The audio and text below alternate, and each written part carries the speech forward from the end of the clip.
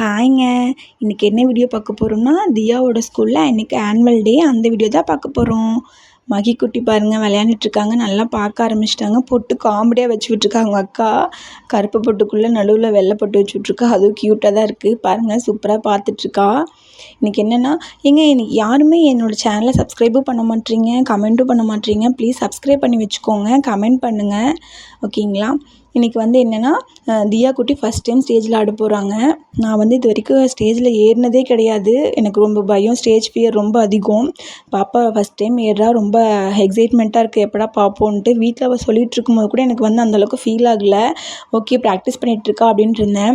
ஆனால் நான் அவங்க ஸ்கூலுக்கு போயிட்டு ஸ்டேஜ் ஏற போகிறா பாப்பா அப்படிங்கும்போது ரொம்ப எனக்கு ஒரு மாதிரி ஹாப்பியாக இருந்துச்சு. என்னை அவள் பார்த்துட்டா. முன்னாடியே நான் நின்றுட்டு இருந்தேன். நான் வீட்டில் சொல்லிகிட்டு இருந்தேன், ரொம்ப ஸ்லோவாக ஆடுற தங்கம் அப்படின்ட்டு. இல்லைம்மா, அம்மா மிஸ் ஸ்லோவாக தான் ஆடணும்னு சொல்லி கொடுத்துருக்காங்க அப்படின்ட்டு சொல்லிட்டு தான் நான் திரும்ப திரும்ப ஸ்பீடாக ஆடுன்னு சொல்லிக்கிட்டே இருந்தேன். அவள் என்ன நினச்சான்னு தெரியல. என்னை பார்த்தோன்னையும் அம்மா வேறு ஸ்பீடாக ஆட சொல்லியிருக்காங்களே அப்படின்னு சொல்லிட்டு ரொம்ப ஸ்பீடாக ஆட ஆரம்பிச்சிட்டா. குழந்தைங்க எல்லாம் ரொம்ப ஸ்லோவாக தான் ஆடிட்டு இருந்தாங்க. அவங்க 2 ஸ்டெப் போட்டு இவன் 4 ஸ்டெப் பயங்கர ஸ்பீடாக ஆடிட்டு இருந்தா.